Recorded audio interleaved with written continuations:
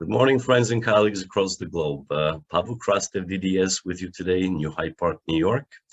On behalf of the Global Summit Organization, myself and Dr. Shah, as well as all of our commissioners, would like to welcome you today. We have a wonderful show planned. I will explain momentarily the agenda and how we will go through the day and make the best of it. So just a little history for our younger and newer audience. The Global Summit Organization has been exploding for the last few years, and the Global Summit is the mothership, as I like to call it. And under the mothership, we do many things which basically revolve around sharing education with our friends and colleagues and bringing some of the world's best speakers to share their wisdom and experience and techniques throughout healthcare. So one of the arms of the Global Summit Organization is the Hex Commission. And the Hex Commission is a entity that we decided to launch last year. And we basically like to bring up all the critical and important issues in healthcare that face us today, in order to bring up certain discussions, to raise some questions, and hopefully guide the pendulum a little bit at a time in a positive direction for our younger colleagues. And ultimately, it's for the betterment of healthcare in general across the globe, and in order to treat our patients with greater accuracy and success. So today, we have 36 questions. And we have 12 commissioners, one of which could not make it due to unforeseen reasons. So that commissioner's questions will be addressed by Dr. Shah and myself instead. So the way we will present the show is we will go around the table 3 times. And each time we will address one question with each commissioner for approximately 2 minutes or so. Prior to this little introduction, Dr. Shah will say a few words and greet all of you audiences out there and the lovely colleagues. We're all very grateful that you're here with us today. And of course, we are what we are, thanks to all of you. So on that note, I'd like to turn it over to Dr. Shah to say a few words and greet you guys. And we look forward to really having a great day, and welcome commissioners and hello to everyone. Dr. Shah, please. Thank you, Dr. Krastev, and welcome to the commissioners. And welcome to the Global Summits Institute. Good morning, good afternoon, good evening, and good night, friends and colleagues. You might wonder what the Global Summits Institute is all about.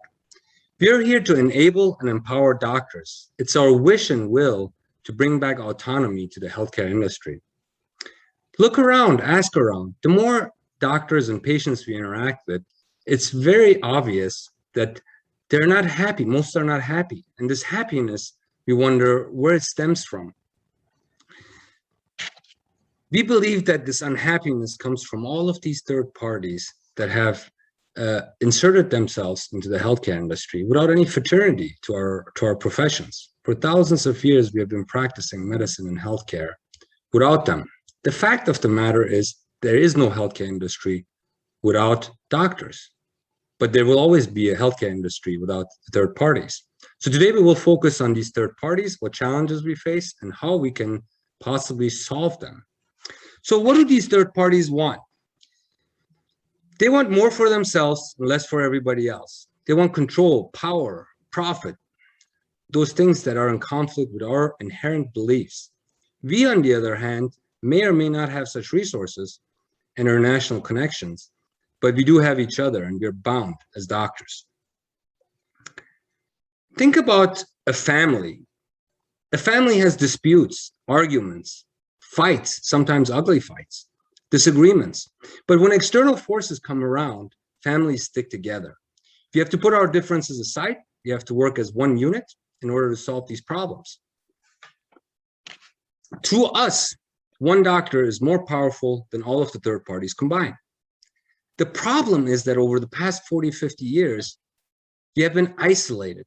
We have been caring for our patients, for our families, doing the right thing in our communities, while they were scheming, and they came in the middle of the night.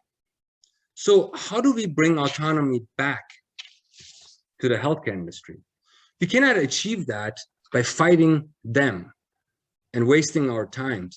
What we have to do, we have to be innovative and create sustainable systems that will last the ages to come. Today, you will hear from doctors of pharmacy, optometry, medicine, chiropractic, and philosophy, and dentistry. We come together in this Hex Commission to bring the things that we learned to the table so we can share it with you and elicit innovation and ideas. If you hear topics today that are discussed, and most, if not all, third parties will be discussed today, and you have ideas and innovations that you want to bring to life while you continue to do your practice or other endeavors that you're involved in, we will help you and we will empower you. One of the arms, in addition to the Hex Commission, is the Universal School of Health. We are the Universal School of Health. The top 100 doctors are the Universal School of Health. We draw from them because at this institute, only the opinions of doctors matter. Therefore, if you have ideas and innovations, concepts that you wish to bring to market, we have a 2-year program where you can practice full-time and at the same time earn a doctorate of business administration. And we will help you from A to Z to bring your idea to life. And also we will give scholarships for those that have great innovations that will provide for solutions for these concepts. Technological solutions, other peer-to-peer solutions. So the Global Summit Institute at the end of the day is about doctors, and it's about us working together, doing business together, and solving the problems and the ills of our own industry. With that said, I look forward to having your participation and beginning our line of questioning from and hear what news and information and facts our colleagues can bring to us so we can benefit from them accordingly. So with the first question will be directed at Commissioner Dr. Gurian Demiraki, and it involves a very, very hot topic between working as an associate and working for corporate or managed type settings. Dr. Gurian, my personal belief is that private practitioners that own their own practices have a better chance of controlling their destiny than working for other corporate outfits. What is your opinion on this topic? Hi, Dr. Shah. I'm so glad to be with you today and with the other commissioners. Well, the way I see it is like the difference between working for yourself as a doctor and working for someone else. And when I mean someone else, most of the time it is someone else that has lower education and it is driven by profit. This way, I am of course saying that I would prefer an environment with similar qualified doctors, specialized in different branches with similar goals, and having in mind the Hippocratic Oath that unites us. Doing so, we can compete, we can complete each other in helping the patient with these multidisciplinary problems. The quality of the treatment will always be as good as possible because profit is not the principal guidance. This way, long-term, we can gain new patients since we are doing the best advertisement that it is, which it means a satisfied patient brings new ones.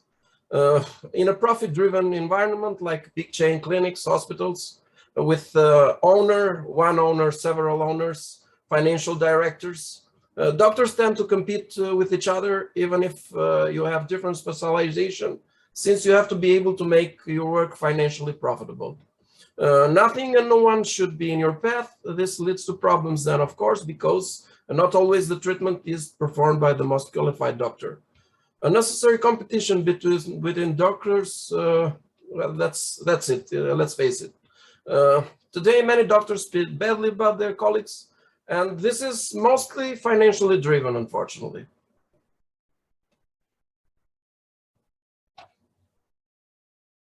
Well, I could conclude it. I can say that being an associate is a stepstone to your own practice and the way to control your own destiny, not working for others that either don't care or they have other priorities in mind. In time, we can then unite and govern hospitals ourselves without the need of, third parts. Thanks, Dr. Shah. I think I am finished. Thank you so much. That was a great answer. Dr. Pavel, can you please address the next question? You're muted. Thank you, Dr. Shah. Dr. Morris, pleasure to see you, my friend. We've done quite a few of these Hex meetings together, and always a pleasure to see you. So in regard to healthcare, and I mentioned in the introduction that we like to move the pendulum in a positive direction if we can by uniting. In your opinion, how does the Global Summit organization and the doctor movement move this pendulum? How do we create this revolutionary movement in a positive direction? Dr. Krastev, Dr. Shah, thank you for having me. Other commissioners, I bid you guys a good day. So with regards to the revolutionizing healthcare, I think, in my opinion, and from what I've seen, there's never been an organization like this one before, one that was truly doctor-centric, one that really looked at the issues and the trials that healthcare providers go through as they traverse private practice life. So the way I see it is, when you look at the Global Summit, you have to look at what the mission is. And the mission is to inspire, enable, and empower doctors. That is something that's lacking throughout all spectrums of healthcare.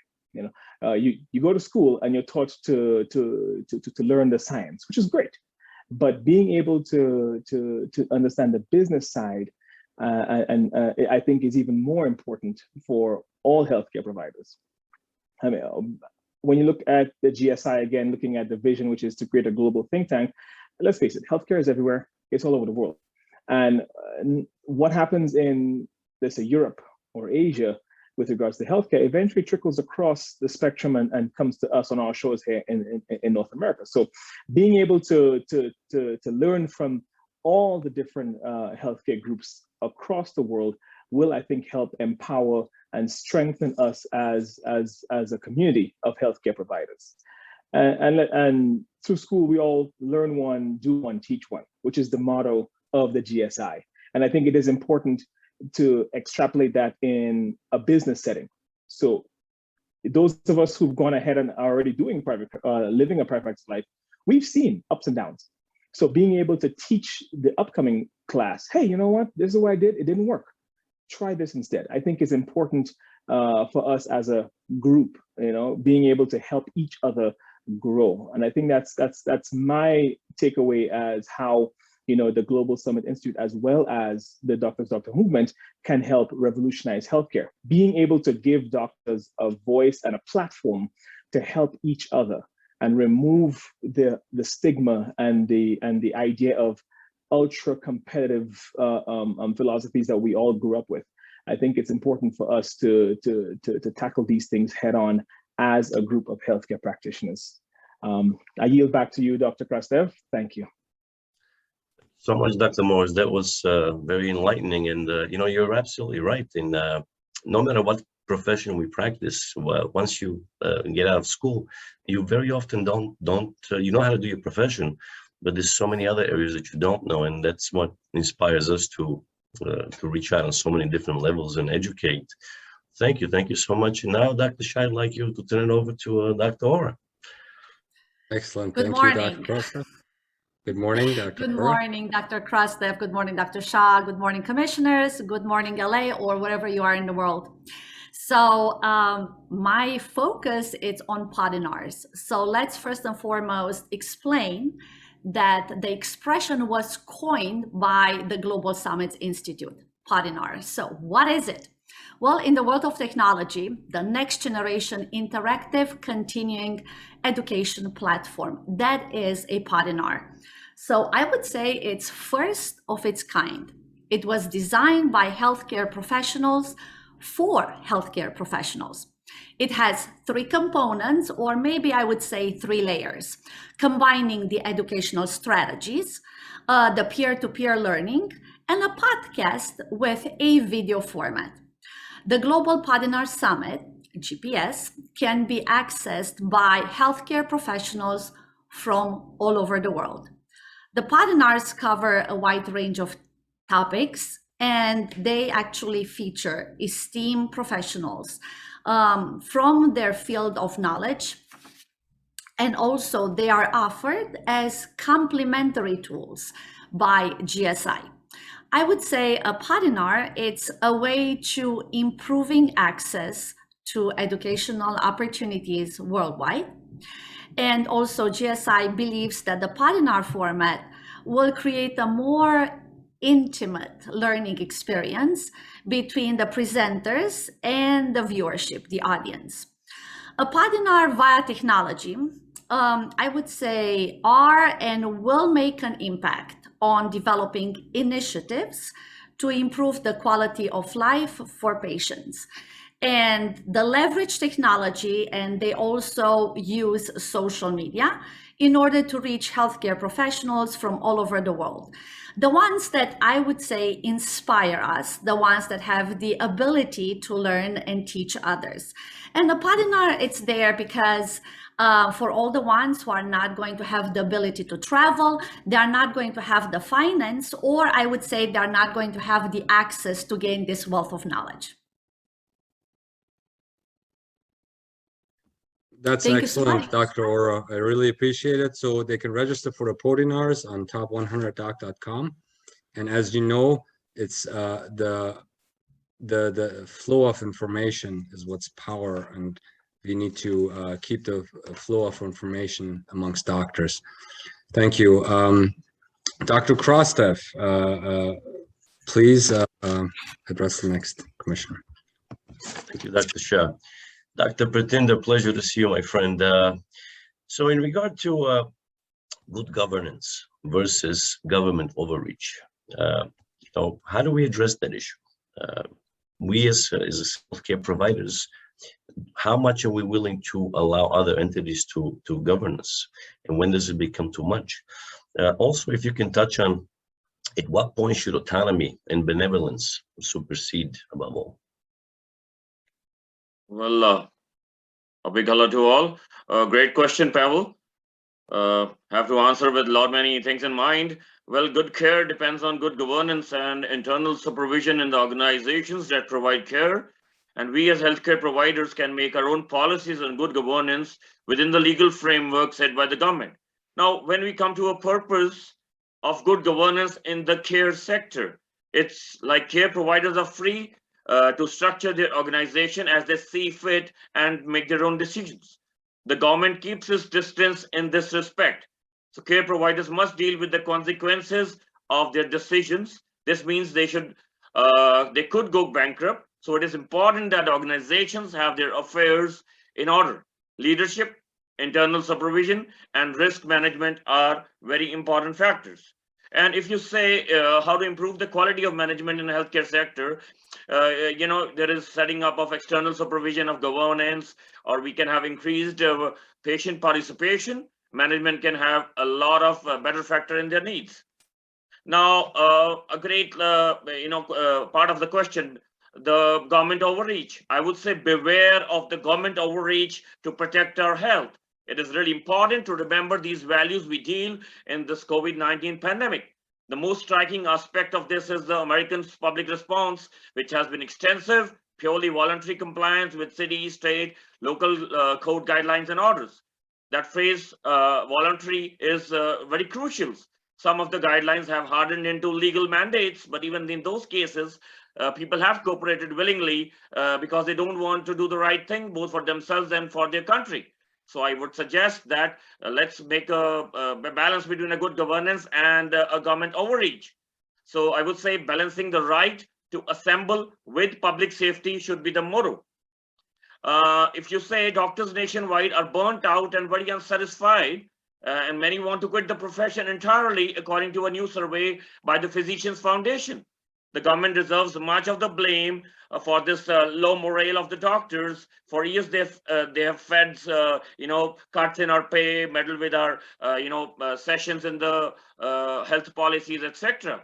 So I would say this low level of job satisfaction among doctors is especially very shocking, since physicians have traditionally been some of the best paid, most respected professionals in the world.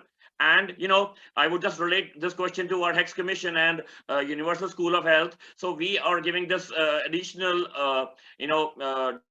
or diploma, you can say, probably a degree, which doctors can coordinate along with their career plans, so that all these policies can be tackled properly. And now you said something about autonomy in healthcare. What is autonomy? It is the right of competent adults to make informed decisions about their own medical care, right? So we should have the full right. There should be autonomy. I, as a person, should have my right to healthcare. I don't want a third party to guide me where to go for my treatment and what kind of treatment do I want. And benevolence is an act of charity, mercy, and kindness with a strong connotation of doing good to others, including moral obligation. So I would say, yes, they both are related to each other, but what we require is autonomy. So the conditions of autonomy should be fulfilled, and where patients lack the capacity to make a decision, it follows necessarily that decisions must be made on their behalf. Very young children ordinarily have the majority of decisions made by parents and caretakers. Where adults lack healthcare decisions, they are ordinarily made by the healthcare agencies. My friends, let's create an autonomy and make our own rules for healthcare. And this is our motto of Universal School of Health as well. Thank you very much. Amazing. I completely agree with you, Dr. Singh. Governments need oversight so they don't cross the line in terms of the balance between our autonomy and healthcare. And this oversight is really needed in a world of globalization where we get our information, our supplies, we're getting so integrated. So great opinion, and we will build it. With that, let's turn our attention to Dr. Chuang. Dr. Chuang, there's always this fight in our minds as doctors. We went to school for 20 some years and to learn what healthcare is about. Even if governments and these third parties are sincere, they don't know what they're talking about. How does a doctor find balance between all of these forces, quantity, quality, profit, and a successful practice, while respecting what binds us all, the Hippocratic Oath? What's your opinion on this topic? Greetings, everyone. Thank you. Thank you for having me here. And Dr. Shah and Dr. Kresta, thank you. And greetings to all my colleague commissioners and everyone being here. I really appreciate it. Quality, quantity, and defining the success. Well, I can tell you right now, quantity, I don't know about all of you, but quantity and quality it just doesn't seem to be, for me, that's just challenging to work hand in hand. Because if all I care about is quantity, what am I doing? I'm throwing quality out the door as a practitioner. And in quality, so you know what, let me just take quality, okay? I mean, I'm gonna take quality over quantity because yes, it's all about, let's deliver that quality of care, right? It's quality of care to our patients, no matter what discipline we're in here, all our different practitioners that we are here. Yes, it's always best patient care, the quality, but here is what's going to help define success is your patient experience. So patient's experience, when it comes to quantity, what am I going to do? Just, I want to see 50, 100 patients a day. I'm just going to hurt them through like cows. Again, sorry, forget about the quantity. And that quality, it's going to be, yes, you're going to have more time with me. And listen, when it comes to success, okay, we all want to make a profit. We've got overheads and bills to tend to, but that time, yeah, we invest quite a bit in our education. So therefore, we're going to charge accordingly for that time. But when it comes, and it is patient's experience, and that patient's experience equals success, because best advertisement to help grow success, again, maybe I'm a bit old-fashioned my way, it's word of mouth. Okay, when you're with me, you, the patient, when you're with me, you're all that matter. You are the star, you are the celebrity. And it is going to be your experience, me delivering, right? Us delivering best quality of care. They're going to get the best experience. And from there, they're going to go tell everyone and their mother. We're going to end up taking care of the family, friends, neighbors, colleagues, co-workers. So when you ask quality, quantity, and success, sorry, those three things, they're not going to work hand in hand. You just got to throw quantity out the door. Okay, quality of care, equals success of the business, the success of the practice, and its patient experience at the top of the list. Thank you. I think that was a great point in terms of quality over quantity. I wish the corporations are listening very carefully, which leads me actually into your question, Dr. Pavel, about the next topic of what you believe the future of healthcare holds. How do we bring the autonomy back for these healthcare providers and patients? Well, Dr. Shah, when it comes to this question, there's many answers, I believe, but the future is always changing and being innovated as we speak. So we have a responsibility to innovate and to move forward for the betterment of the overall area that we work with, that we treat. So I'm trying to think of some good analogies. It's all about structure. It's about knowing what we're innovating and knowing what the next step should be. So when it comes to innovation, every product should be tested, should be well studied, and then promoted to treat patient well-being. So computerization will be very, very big, in my opinion.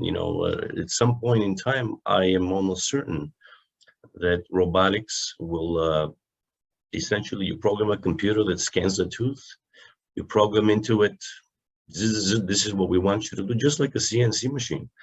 And I think these things will be much more accurate than the human hand at this point. But look, when I look back at my career, so I'm just on the cusp of hitting 30 years in dentistry. If someone would have told me that we'd be doing guided surgery and these kind of cases and planning with such accuracy, I would have said, please get committed to a mental asylum. But it's reality today. So in the next 20 years, I anticipate that there will be a tremendous movement in robotics with robotics rather, and software that's going to take us to the next step.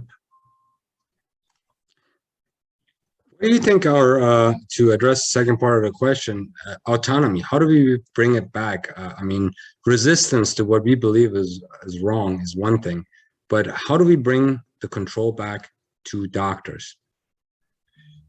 Well, we have to first unite, because if we go our own separate ways and each one of us is pulling one way, and we never accomplish anything. And that's, I think, the advantage of what we do with Global Summits and this entire organization, is that we'd like to unite everyone across healthcare, not just doctors, so that we have a voice together.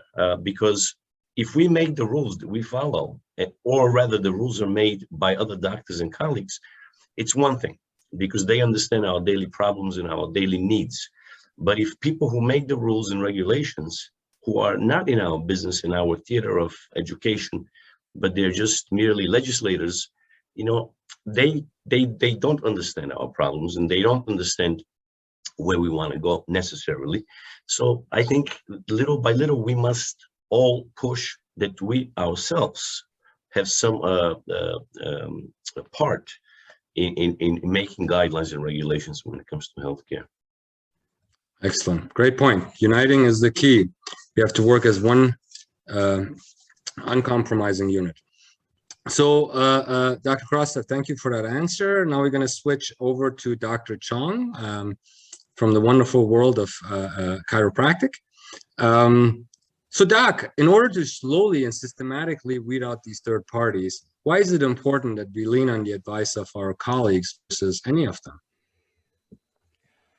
Well, thank you, Dr. Krastev, Dr. Shah, commissioners, and colleagues from around the world.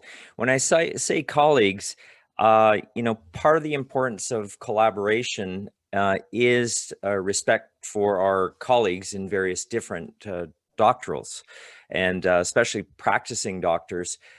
It's a different world. Let me share something that the audience might not be aware of. That is, chiropractic has been an underdog profession. And I say that because chiropractic started as a North American, American and Canadian profession, and then has spread out throughout the world, but not completely around the world, unlike other professions like dentistry and medicine and others.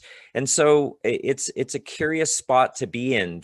So for us to collaborate universally, it's a challenge to begin with. And there may be other professions in that field as well. Optometry, I can think of one of them, as I've spoken with other doctors in their fields. So collaboration among specialties takes some identity. And what I mean by that is chiropractors need to get out of the identity crisis. And if you're in another profession that has an identity crisis, I like to be known as a neuromusculoskeletal expert.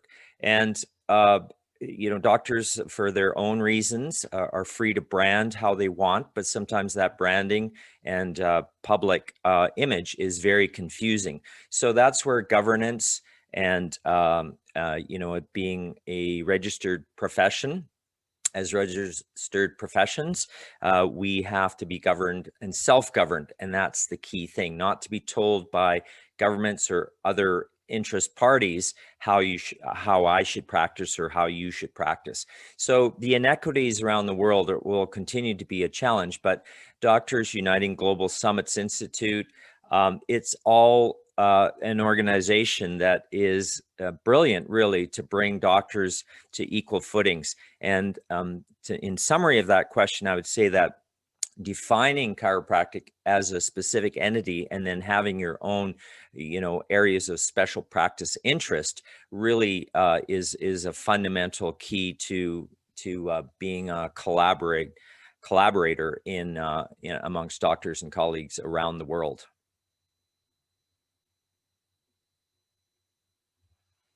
That's what I have to say.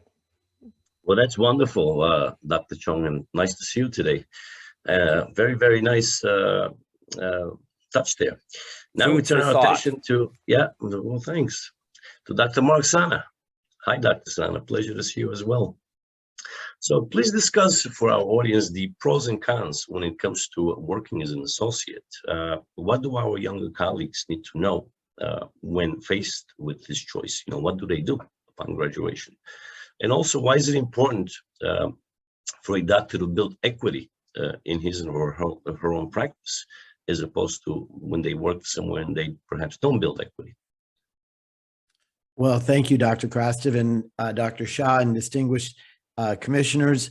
It's truly an honor to, as a second-generation chiropractor, to participate in this historic broadcast together. It is multidisciplinary, multinational, and forward-thinking. And in terms of responding to your question, it's interesting times that we're in right now, that a student will graduate from chiropractic college with close to $250,000 worth of debt, student debt. And that's a lifetime of debt. Some of the students are 55 years old before they're paying off that debt. And on the other hand, it's a challenge to practitioners who have created a successful practice to be able to form a succession plan or an exit strategy for themselves as they get into their senior years. I like to think of it as the best of both worlds in an associateship.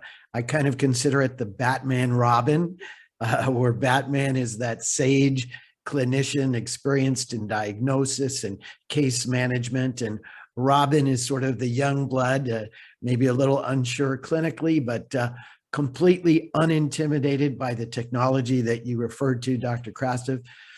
And I actually teach in my consulting practice a program called SEBO, S-E-B-O, or Sweat Equity Buyout. So in an associateship, typically there's a base salary plus some sort of a bonus structure or an incentive for bonus. And normally what will happen is the associate will take that bonus and increase their lifestyle, buy a better car, bigger house, etc. And what I recommend is that the doctor who is the associate and the owner doctor develop an agreement where the purchasing doctor, the associate, actually puts aside into an escrow account those bonus monies, and they accumulate over a period of 5 years, so that at the end of 5 years, those monies are available to the associate. They can be a significant amount of money, depending upon how aggressive the associate is with setting aside those monies, to actually fund the purchase of that practice. On the other hand, the sort of golden handcuffs are that those escrowed funds are defaulted to the owner should the associate terminate the agreement prior to the 5-year commitment. And so that gives the owner peace of mind, knowing that I've got somebody here who's working toward the practice and building the practice. So as we move forward into this new healthcare model of consolidation of practices, an associateship, I think, is an essential consideration for new practitioners, and maybe being creative, thinking a little bit outside of the box of how we can actually make this financially happen is something to be considered as well. Thank you very much, Dr. Sana. I'm sure our younger colleagues will appreciate your wisdom. Yeah, great points. Thanks. Dr. Shah, I turn it over to you for the next commissioner. Thank you, Dr. Krastev. I really like Dr. Sana's answer pertaining only between an associate and a doctor. As you can tell, there is no other third party in the equation. And in most countries and territories, these management service organizations that attempt to take equity in the businesses are outlawed. In fact, in dentistry, 47 of the 50 states prohibit any ownership as much as a pencil in a medical practice by a non-licensed entity or person, by non-licensed person, I should say. Very well. Dr. Latran, I'd like to change focus back to you. And as you know, we have been deprived of business education in professional schools across the entire healthcare industry by design. Who is to blame? The accreditation bodies, the faculties setting these curricula at these universities and school. And half of the equation is your business acumen, because at the end of the day, it's healthcare, but it's also a business. No matter how good your manual dexterity and your photographic memory and all those things are that we learn in professional schools, how can we bring business acumen to doctors to be self-sufficient and independent? Well, thank you so much, Dr. Shah, and good day from Las Vegas. I'm traveling to attend another conference, and it's such an honor to be able to join our commissioners coming from all over the world. You know, understanding business has always been important, but I think as a group, we are bringing that to the forefront. I was talking to another doctor the other day, and he was laughing. He said, you're taking this as personal. And yes, it's very personal, because I graduated from dental school almost 30 years ago, and my daughter, who is in third year dental school, she's going to be graduating in 2 years, and she learns pretty much nothing like I did. And so I think as a group, we are so proud to create a curriculum that we will be bringing to the table. That's the Doctor of Business Administration, because this particular program, taught by faculties from all over the world and also business gurus, is going to close that gap between our clinical excellence and our business acumen, because at the end of the day, our patients are not going to remember, you know, how we are in the mouth or how we are with the eyes.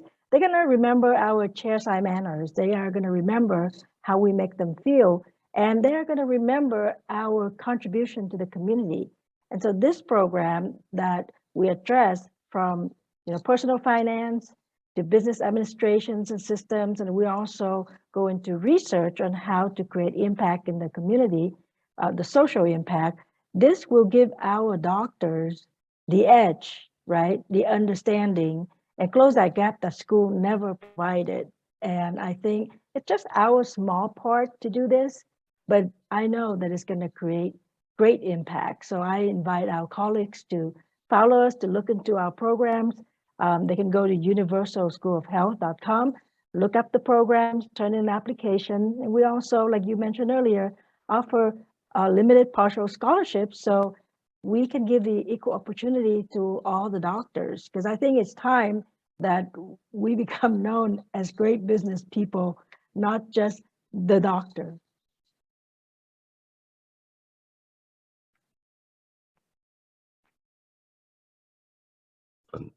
Excuse me, let me unmute myself. That was very nice, Dr. Vitran. And now I turn my attention to my dear friend, Dr. Pick. Hello, Bob.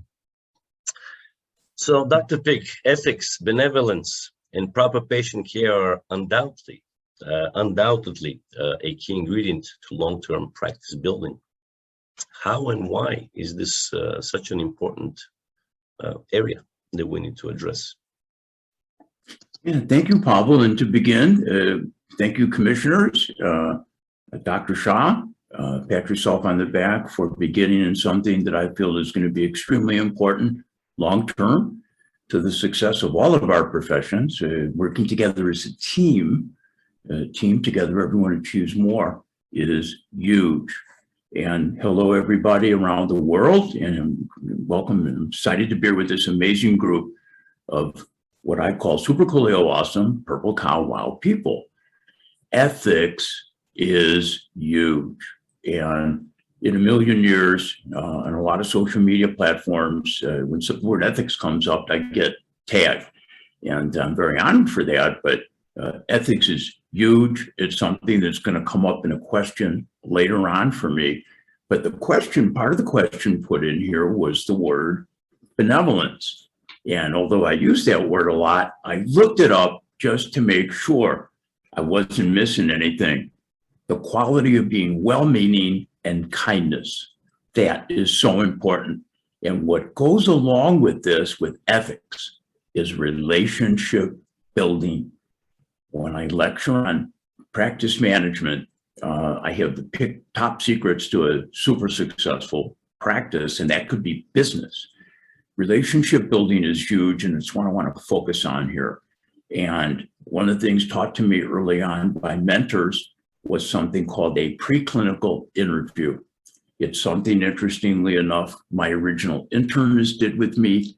I do with all patients. I meet them away from the dental operatory in a smaller room. You know, it doesn't smell like a dental operatory. There's no bib on. I sit down. Hi, I'm Bob Pick. How are you? I get to know that patient. I find out why they're there, what drives them, what personality profile are they. Everybody's different. And when you develop that relationship, you begin to blow the patient away. If I have somebody very analytical, like a Mr. Spock or an accountant, I'm going to be a little bit more serious, and I'm going to give a little bit more detail. It's 0.0756 millimeters when we complete the implant placement. You know, if I have somebody, that's Simon Cowell, well, let's get to the room and let's get moving and let's get this going on here. And when you develop a relationship, not only does ethics come into play automatically, but the patient develops trust with you. And when you develop trust, and when you have ethics, and you're kind, and your team is kind, the entire patient population picks up on that. It separates you from everybody else in an ethical, amazing way. And as a side effect of that, they tell everybody about you. And it doesn't get any better than that. As a side note, we mentioned something earlier about robotics. That could be a whole 5-hour discussion, because I believe that's the future of so much of what we do. I've always been very honored to be on staff at Northwestern, part of the dental team. We have a robotic system called Da Vinci right now. It can be used right in the hospital. The surgeon is 5 feet away from you doing a procedure. We also are associated with some third world countries where people can't afford care. The surgeon is here at Northwestern. That patient is in an operating room in a different country, hours away, the surgeon doing the procedure in a little desk. It is the most super coolio awesome thing I've ever seen. So that's my answer on ethics. and benevolence and patient proper care. Go ahead, Dr. Shah. You have the podium. Thank you, Bob. Thank you. Thanks so much, Bob. That was a great question. And it's going to lead us into a very important question next, which is the number one complaint by doctors that we have observed in different groups. Everyone talks about it. No one is really providing for any solutions. Dr. Kryak, that would be the insurance industry, which essentially sells dreams and bets. But how do you think we should handle them as they have grown out of a bag of a grocery store into this global empire? Should we be in network with them? Should we refuse them? Should we create alternative systems for them? How can we keep unlicensed interests out of diagnosis? Thank you, Dr. Shah, and thank you to all of my esteemed colleagues. Truly a pleasure to be here today. So, Dr. Shah, I'm going to kind of talk back and say, it might be a better way to ask that question of today versus tomorrow. So is it wise to be in network with these companies today? Well, the answer is probably yes, because if not, then you're cutting off your nose to spite your face. However, but the question to ask is, Dr. Shah, why are you here? Dr. Pavel, why are you here? Why are we all here? We are here because we are a group of doctors that are banding together. So one doctor that has one voice that says, I disagree with that. I'm not going to be in network with you. The insurance company, so what? Great. Well, all of a sudden now, if there's a group of doctors, and there's many doctors that are out there that say enough is enough, then that's where they start to listen. That is what is important. So should we be a network? Well, we probably don't have much of a choice these days, but I think that that's going to change in the upcoming years. So I'm going to keep my answer short and sweet, just simply because it is a very short and sweet answer, and it is the heart and it is right at the center of why we are all here. Thank you. Fantastic, fantastic, Dr. Kryak. Always love to learn from you. Dr. Greenwood, my new dear friend, the question that we'd like you to address is to explain to our audience the theory of self-regulation that we strive to establish in healthcare in general, and how this benefits both patients as well as doctors. First of all, I would like to thank you for being part of the panel. In my opinion, self-regulation is a system of conscious personal management that involves the process of guiding one's own thoughts, behaviors, and feelings to reach goals. Hence, practitioners and organizations with low impulse control are prone to acting on immediate desires and immediate gratification. Self-regulation, in essence, is a core attribute of the learned healthcare professions. It encompasses the responsibility and authority to establish and enforce standards of education, training, in addition to practice in a safe, competent, and ethical manner. In summary, this is currently lacking in the healthcare community and would be extremely beneficial to society. Wow. Thank you so much. That's some awesome points. Collaboration. Yeah. Thank you so much, Dr. Greenwood. Yes, thank you so much. Great response. I would add to it that all the third parties should hear this and should hear this very clearly. The patient-doctor relationship is non-negotiable. They must stay out of our operatories. They must stay out of our practices. We accept them as service providers, and that's it. Thank you so much for that. Let's go to the next topic, which is associations and other organizations. You have to understand that a business works based on fiduciary duty to your investors and to those that have contributed to you being able to operate in free society. Associations are paid membership scenarios. It is not always guaranteed that they're working in the best interest of membership. For example, if an advertiser comes along and says, hey, push this message and we'll give you X amount of money, they have to think about the bank account as well. So it's not necessarily, they're operated like a business. What are the pros and cons to this scenario, Dr. Demiraki? Dr. Shah, thanks. It's really a very nice question. And a quote comes directly into my mind from the great Robin Williams. Politicians, and in this case, healthcare leaders, should wear sponsored jackets like NASCAR drivers. Then we know who owns them. The problem is most of these healthcare groups and associations does not just exclusively charge for membership to be self-sustained. Most of them have lots of industry sponsors. Profit-driven associations have the fiduciary duty to their investors and not to their members. So it is a business. They don't necessarily have our best interest in mind. And for what I've experienced also firsthand, the bureaucracy in them is overwhelming. Skills of the doctors are by far not involved in these cases. For instance, if you see their congresses, you can almost immediately understand who pulls the strings. They are like the Las Vegas of medicine, dentistry, or whatever. Full of special effects, actor-like speakers and presenters that have not much in common with the common doctors.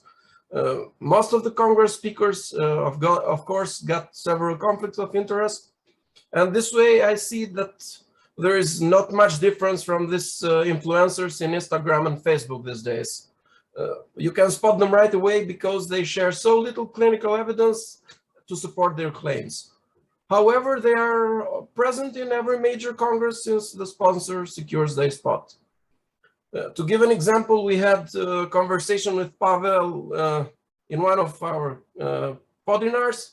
A pioneer of graftings was sharing his opinion, and Pavel asked me what was his experience with a certain famous grafting material of a certain famous implant producer. I hope Pavel remembers.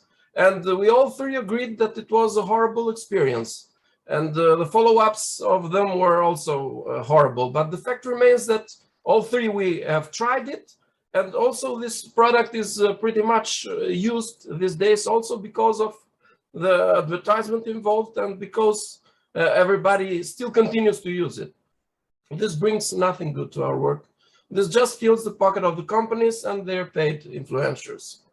I don't even want to get started with internal democracy in these memberships and how the leadership is chosen. Many of the times it's like monarchy, you know, the leader position passes to the younger generation and he gets the new crown, you know. And for this, I'm going to let it pass to the other speakers. That was Dr. Gurian, right spot on the money. And yeah, I remember the discussion we had regarding that particular material. Great points, Dr. Gurian. Dr. Morris, my friend, we're back with you. Another big question for you, Dr. Morris. So how can we reduce the ownership of practices by private equity companies who have no fraternity to healthcare and to us? You know, how we keep talking about this, but it's so important. How do we get that equity to come back to the doctors, to us? You know, we work hard, we study hard. We can't sell our souls away little by little, slowly. Please. So when you look at what these firms or large corporations are doing, let's face it, they have seen in primary care practitioners or healthcare providers something that we don't see in ourselves, that we are the revenue generators. So the fact that they're trying to eat up and buy out all these groups is because they realize that, hey, there is revenue to be made with these with buying up these practices. Now, in order for us to get back to giving equity back to the doctors, it starts with education. It starts with removing that dog eat dog mentality that we all, those of us who've been in whether it's medical school, dental school, chiropractic, that kind of training, where we're all trained that this next person who's sitting next to you is going to be competing with you for patients.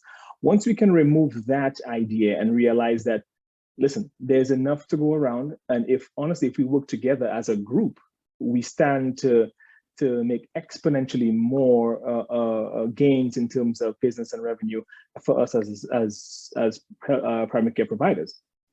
So this is where I think we need to start. We need to start by educating those doctors coming up on the benefits, the pros, and yes, some cons of being in practice for yourself, of owning your own business. I think once we can get that ingrained from the beginning, I think as healthcare providers go through training, and once they're ready to step into the real world, like Emily's daughter, Dr. Latran's daughter, sorry, who's going to be ready for dentistry soon, they'll realize, you know what? I don't need to join a group. I can form my own thing and be as successful, if not more successful, and enjoy the benefits and the pleasures of ownership. Because those of us who are here, who are in private practice, you know what it feels like when it's your baby and you wake up and you go to work versus you going in and punching a clock for somebody else.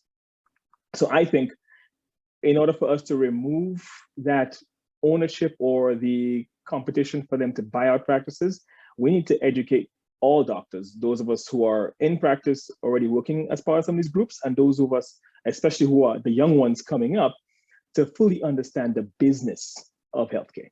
Once we can do that, it's going to be all bets are off. And I think you're going to see, I know you're going to see a lot more equity going back into the hands of the doctors. Equity is control and power. Equity is what we have as our chest to be able to pay off our debts in the future or retire early and have a bigger impact. They cannot pull the rug from underneath our feet by taking the equity away from us, our equity. Yeah, Dr. Ora. Dr. Shah. Go ahead, Dr. Morris. Yeah, just one more thing I wanted to add, just as an example for those of us who are here. A buddy of mine who was working for one of those particular big groups, who was basically employee, was constantly asking for things to be changed to make his work life better, was not getting it. And then they kept harping on him to see more, to Dr. Truong's point about quantity versus quality. He ended up, leaving that group after he got a glimpse of what the financials were. And just to throw some numbers out there, hopefully I'm not going to step on toes. I mean, for his salary as a physician, where he was making $150,000 a year, he had already brought in for the company $4 million within the first half of the year. So when he saw that, he realized, wait a minute, why am I working so hard for somebody else? And now he's doing great on his own for the last 2 years. Yep. And that's what it's about. You have to, in order to set your destiny, you have to be in control of your own practice. You have to be a majority owner. You have to be able to call the shots. You have to select your supplies and your staff. It all trickles down to the chair side, and it trickles down to your future. Some empty promises about health benefits and 401k and all this things that never materialize really is not the way of a sustainable system. Thank you for that response, Dr. Morris. I know your medical field has been hit the most, followed by optometry and similar, and now they're coming for dental. But it's time to turn the tables. Dr. Ora, the next question is posed to you. How do you book a Podinar? Why is it important to bring your message to other doctors so we can gain the knowledge that we need to make the visions come to life? And how do you book one? Please explain. Thank you so much for the question. Well, I think that Podinars are hosted by experts in their fields, exactly like the seasoned international lecturers and presenters. So how do you book one? Well, first and foremost, you're going to go on top100doc.com. Over there, pretty much you're going to click on Podinars, and you are going to click once again on speaker booking. The Padinar is going to be 1 hour and 50 minutes long. It has pretty much 2 parts. The very first part, it's a session conducted in a podcast format. The second one, the second half, it's a webinar slide format followed by a Q&A. So who are the ones that can actually book a Padinar? Well, there are all those professionals, the leading doctors such as physicians, pharmacists, optometrists, chiropractors, all the ones who would love to share their knowledge, their clinical excellence, and their innovative research. So what's the goal of a Padinar? Well, I always say that the good physician, it's the one that is treating the disease. The great physician, it's the one who treats the patient who has the disease. And the excellent physician, it's the one who treats the patient who has the disease, but also the one who shares the knowledge he has acquired with his peers, the tools he has used, and the innovative techniques he has discovered. And that's why we're here. Thank you so much. Okay, that was wonderful. Dr. Pratinder, coming back to you, my dear friend.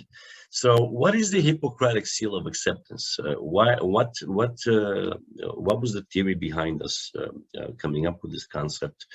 And also, who can apply for it? And what are the benefits of having the seal issued by the Hex Commission? Well, the Hippocratic Seal of Acceptance, before answering that, I would like to mention something about the Hippocratic Oath. In the medical profession, the Hippocratic Oath is one of the most venerated documents. The oath states that the professional conduct and obligations of doctors, it is an oath of ethics that emphasizes the importance of medical ethics and professional standards in medicines. You know, everyone knows it was derived from the physician Hippocrates, who was regarded as the father of Western medicine. And if we talk of Hippocratic accreditation, I would like to tell you that on Hex Commission, that is, we have mentioned about Hippocratic accreditation to a very large extent, which clears the meaning of it.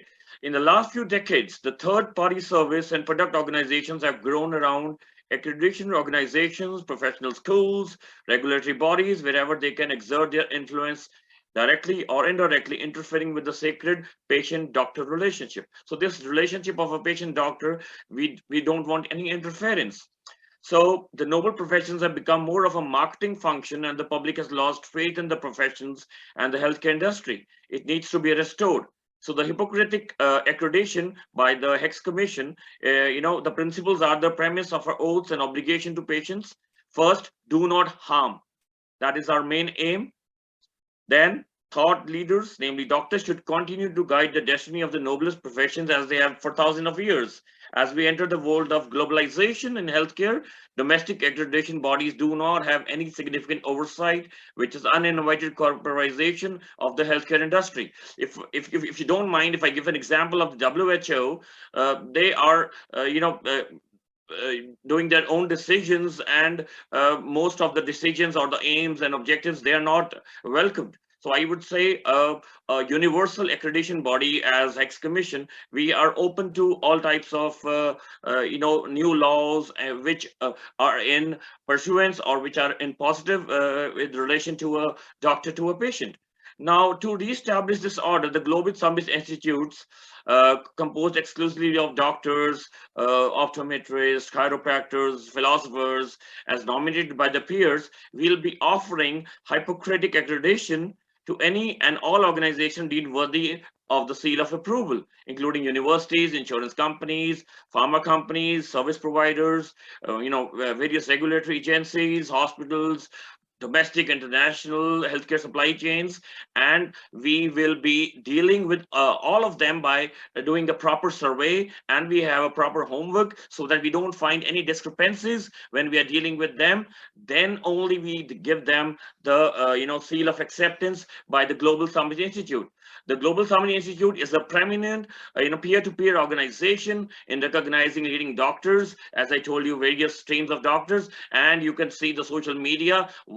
Everyone knows what we are doing, what our aims are. We want to exemplify clinical excellence, innovation, research, organization, leadership. Just one aim: benefit of doctors. So we have an independent accreditation committee, that is the Hex Commission. It will be on rotation so that there is no bias. And we have a great team of the regions which is going to select the Hex Commission. So I would say let's make our views quite conclusive, and we see other committees like I earlier mentioned. Let's see from apart from WHO, etc. as well. And yes, benefit, we'll have great amount of benefits in terms of doctor to patient relationship. When we have a lot of autonomy, we have some self-governance rules. And who can apply for it? Any healthcare provider. I would say any healthcare provider in healthcare industry is most welcome to apply for this Hippocratic Oath, and Hex Commission is going to deliver if feasible and if the person clears the criteria. I hope that suffices the question. Give you a standing ovation if I could to the camera, but unfortunately I can't. Nevertheless, you're correct. We work based on the Hippocratic Oath. All of these third parties, these lobbyists, these opinion people work based on hypocrisy, because it's hypocrisy when you have an opinion and you haven't treated a single patient in your entire life. And we are open to all of these organizations, these insurance companies, these third parties, management service organizations, to come and obtain that Hippocratic seal so the public knows that you're there to work for their interest, not for a room full of fat cat board members. With that said, moving to the next topic, which is social media, which affects every aspect of our lives. We get our education there. We stay in touch with our friends, colleagues, patients. Where are we today with social media? Dr. Truong, I'm going to pose that question to you. What are the pros and what are the cons? When is it time to sometimes get away from social media? And how can we use it for our benefit? Pros and cons of social media. Well, number one pros, it makes the world a smaller place. I mean, look at where we're at today, all right? I mean, whether it's the internet, and because of the internet and social media, whether it's this global summit, universal health school that you, the founder, and the doctor movement, because of social media is credibility, it's exposure. And because of this social media, it's like where it makes it easier to get the word out there about our mission, our vision, all right, with what we're doing here as a group. And when it comes to social media as a practitioner, the pros, the cons, let's start with the pros. Again, credibility, visibility, a great platform to educate patients. Right? It is a branding. It is I would say as a practitioner, I'm not going to take the time to be in charge. There's going to be a staff member assigned to the social media for the practice. Now, does that mean I don't know anything? I'm clueless about it? No, I'm going to check, because it is my branding. It is the practice, right? It is what it says about me, and when I say about me, about our practice and the office, and what me, the staff member, what we're providing, what we're trying to get out there. And I want people in social media, when they're looking at it, to say, to feel the energy and the vibe. Wow, this seems like a pretty cool practice, and I want to go check it out. But here's the thing: when we say educating, is these days, I would like to say, not only myself, but many of you out there, if I'm wanting to know about a business, right? a certain business, a product, guess what? I'm going to look, I'm going to read reviews. And I know people are going to be reading reviews about my practice, okay? And ideally, yeah, sure, do we want all of them to be 100% positive, right? All of this amazing reviews. But once in a blue moon, you're going to get that negative. So here's the cons of social media. The cons is once you have that negative, when I say you, me, the practitioner, I'm going to be on top of it. You're going to address it right away and say, okay, how can we, what do we need to do? What didn't go right? What are they unhappy of? They're so unhappy about, and how can we make it right? How can we make it better? And of course, everything's within reason, right? So when we talk about pros and cons of social media, whether, especially in our practice, but in the social life, the personal life, you just got to watch it because, you want to make sure it's like not so consuming. So for the practice, for what we're trying to do here as a group, I say it is just a wonderful thing. Again, it makes the world such a smaller place and so much easier to just reach out to everyone. Thank you for that. That was a great answer. As you know, there are people that sit around in boardrooms and figure out how to affect your physical things, such as, when you hit a like, you have dopamine release and stuff like that. It's very unfortunate, and it's not particular reality. We have to also at some point stay in reality. But for our purposes, as you have mentioned, it's very, very effective. Thank you for that. So here's something, a business, what they teach you in business school, and I went through the program, is that innovation is your lifeline. It's the lifeblood of the business. Without it, it will go obsolete. All businesses will go obsolete at some point or another because they can't innovate readily. So Dr. Krastev, being actually teaching the course at the Universal School of Health pertaining innovation and also holding countless patents. Twofold question for you, Dr. Krastev. Why is it important to innovate for us and create new systems on the business sides of healthcare? And how do we create these type of sustainable businesses? Dr. Shah, thank you for the question. Innovation is key because innovation drives the future. Companies stay competitive by innovating. If companies stay stagnant and don't innovate, or if we don't innovate, then the standard of healthcare will remain rather static.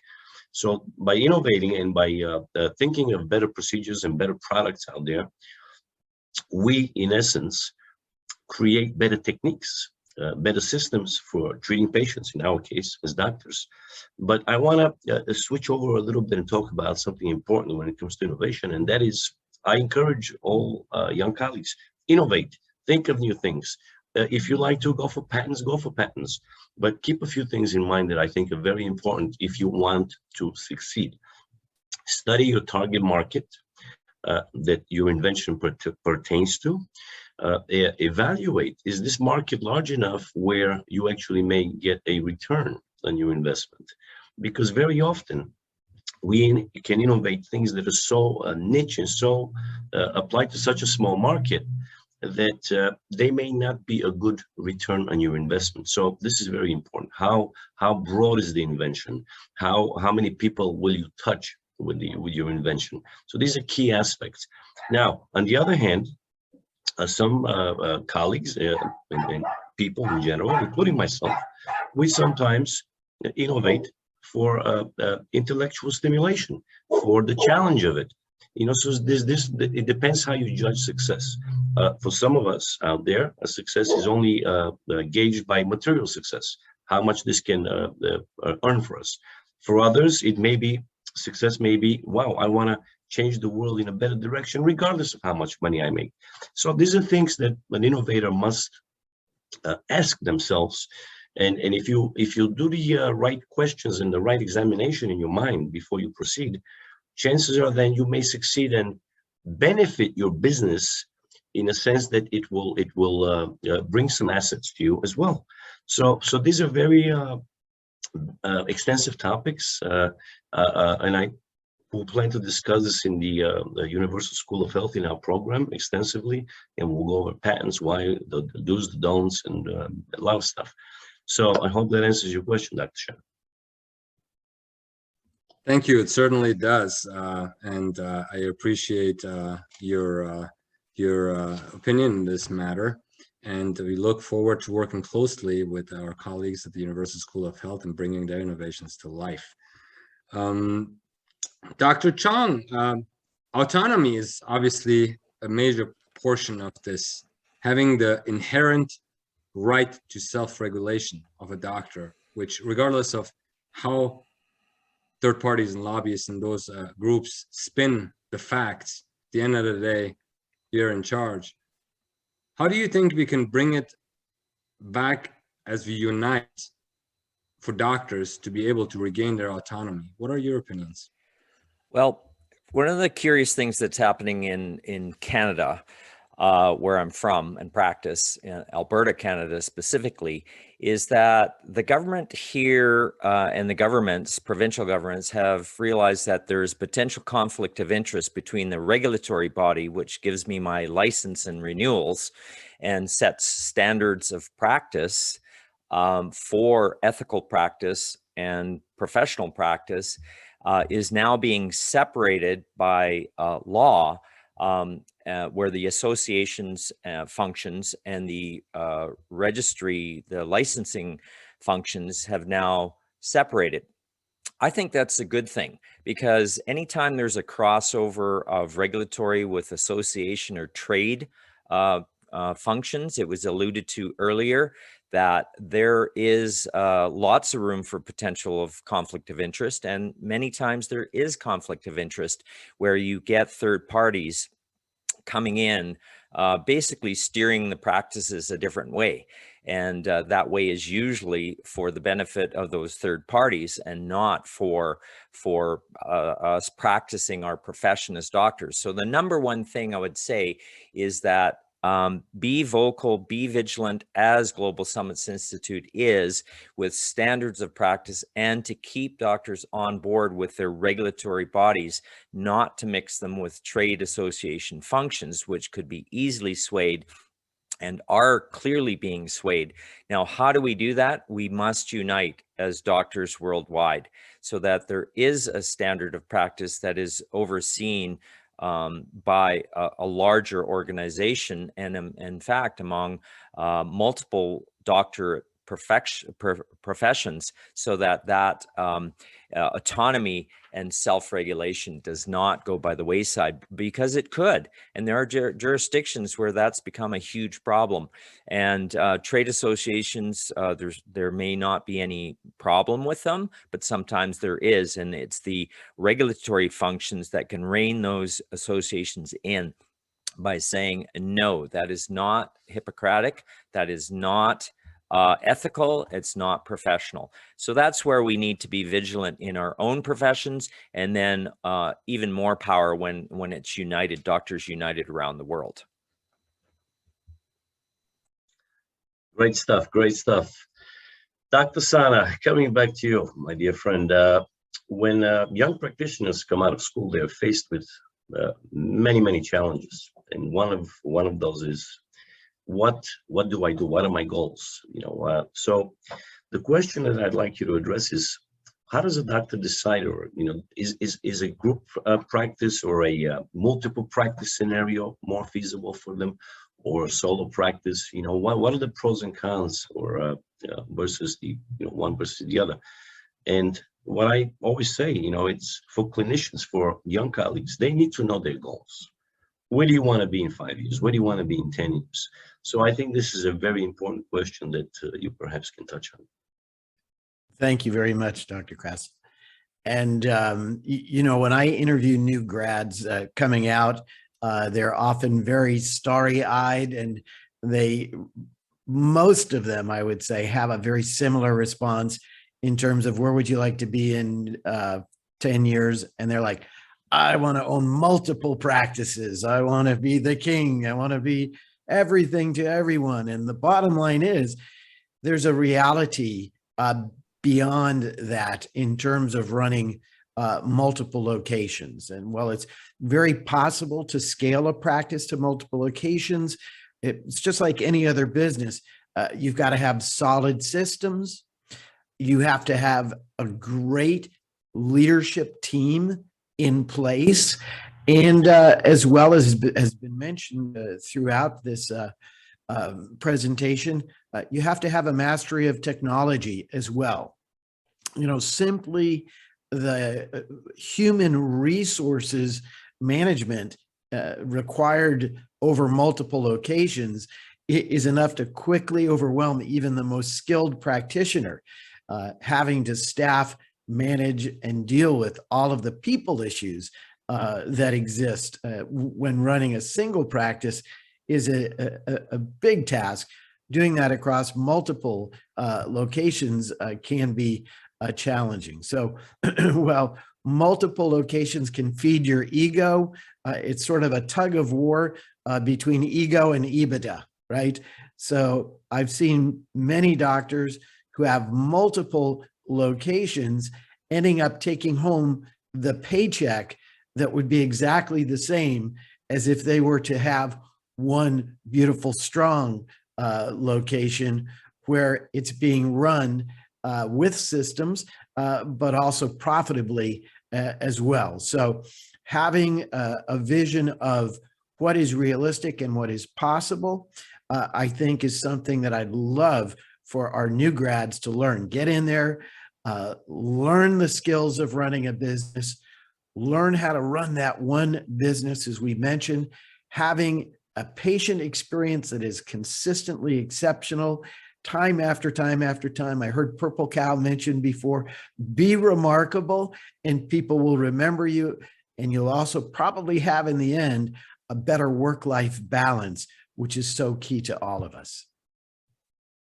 Wow, Dr. Sano. I wish I would have heard your opinion 20 years ago, actually 15 years ago when I started, because I am now more profitable in a one practice setting where I focus all my energy and effort and establish rapport with my patients than I was when we had 6 offices and, you know, some 90 plus employees and 12 doctors. You'd think that your income and earnings will go up, but that's not necessarily the case. And you'll encounter a lot of aggravation, HR related issues, things that doesn't necessarily jive with a happy and comfortable life where you have balance. Excellent. So with that said, let's turn our attention back into the Universal School of Health. As you know, Dr. Latron, we draw our faculty from the top doctors movement, some of the best educators in the world. How do you think that we can help our colleagues that have solutions, especially in the age of technology, to create a solution to better than what insurance is, for example, that we talked about with Dr. Kryak? How do we help them? What guarantees are there to be able to succeed after they leave us with their thesis and a big business plan that they wrote with us to go to a financial institution and begin their endeavors? Well, you know, I love Dr. Sana's answer. He mentioned about the new grads. But guess what? At any point in our career, we can learn. Sometimes as practitioners, we transition, right? A lot of times you hear the question, when am I ready for an associate? Or should I go to another location? Or should I expand my practice? Those are questions that we are constantly encountering as we grow. And the guarantees that we have with our program, first of all, it's an online program. So we guarantee that we're not going to interfere with your busy workday because everybody is busy. Secondly, we are bringing in the expertise of, you know, world-renowned business gurus. A lot of them I have been personally mentored with. And then our esteemed colleagues. I think if you add up the number of years of experience, we're probably going into like 1,000 years of experience. What's most important is the doctors are guaranteed to get those ideas, those systems, those insights that they can immediately implement. The keyword here is immediate, right? We don't want to go and sit and learn some theories and then have to distill it down to what's applicable to us, because the faculty are practitioners who have successful businesses. We are going to give those very practical ideas, things that you can implement, things that you can do today and make changes and see the results tomorrow. So that's what I'm so excited about this program is it's online, it's going at your own pace. It's you deciding what you want, it's you deciding what you learn. And like you mentioned about the research part, in this day and age, along with what everybody wants to say about the social media, positioning is very important. If you can let people know that you are different, you're their doctor, their dentist, etc. But you are also an educator. You also participate in continuing education. You have that research body behind you. They're going to look at you different. We're not competing. We're just differentiating ourselves and to serve our patients in the best way and to serve our communities in the best way. So I think anybody who go through that program will thoroughly enjoy that growth, not just business growth, personal growth, and fill that gap between the clinical excellence that we pick up from all of our schools and the business acumen that we need to have in order to be successful.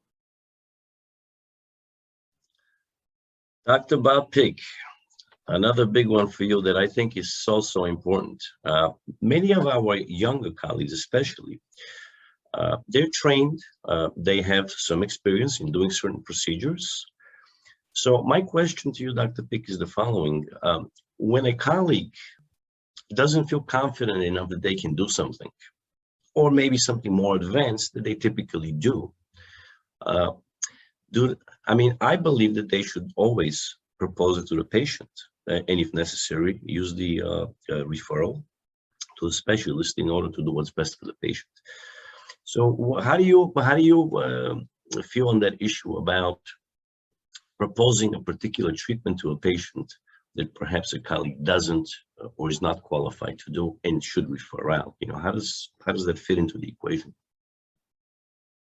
Yeah, it's a great question. And when I got the questions, I read each one and really thought about the answer quite a bit. And again, ethics always applies into it, but there's a great line from the one and only Clint Eastwood in one of his Dirty Harry movies, but a man's got to know his limitations.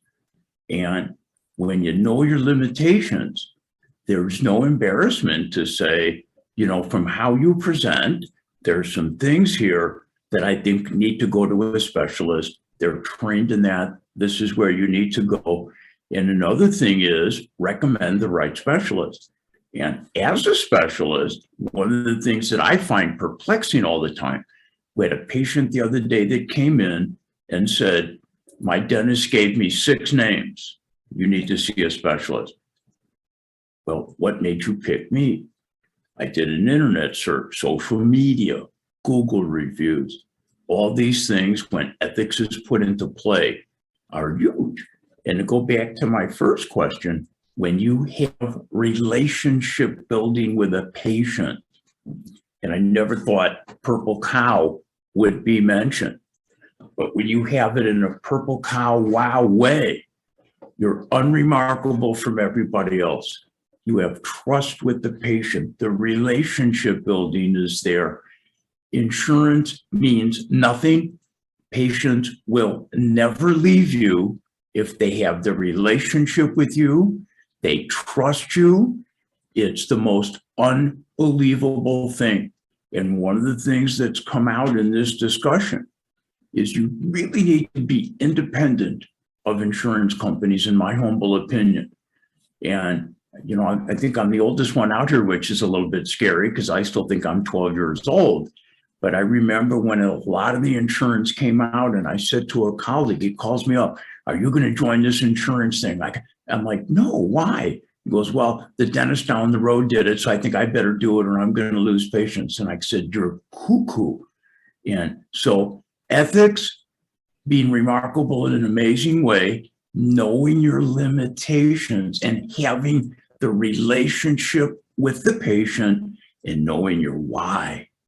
Dentists know how they do it. They know what they do. Physicians, chiropractors, pharmacists, it doesn't matter. But if you know why you do what you do, a patient never goes anywhere. Great question. End of answer. Thank you, Dr. Krostev and Dr. Pick. This leads us into another question. It brings up a very important point. The most disgusting form of disservice to the healthcare industry is if you badmouth another doctor's work, another doctor's position to patients. It makes the lawyers rich and fat, and it prevents us from creating unity. We must work with the specialist, but the specialist must also work on our side. We have differences in opinions, but we must support each other. And that's how we can establish better, more referral systems. So that leads into the next question with Dr. Kryak. Patients come into the offices and they say, I only want to have done what my insurance pays for. This is completely opposite to what healthcare is about. We should diagnose diagnosis is a very important word in healthcare. We should diagnose based on the needs of patients and in the best interest of patients. How do we make patients understand what the best needs are, and they're not always what insurance companies are willing to pay for? Thank you, Dr. Shaw. So, going back to one of the earlier statements talking about patient autonomy. And again, the patients are there and they're the ones that are making the decisions.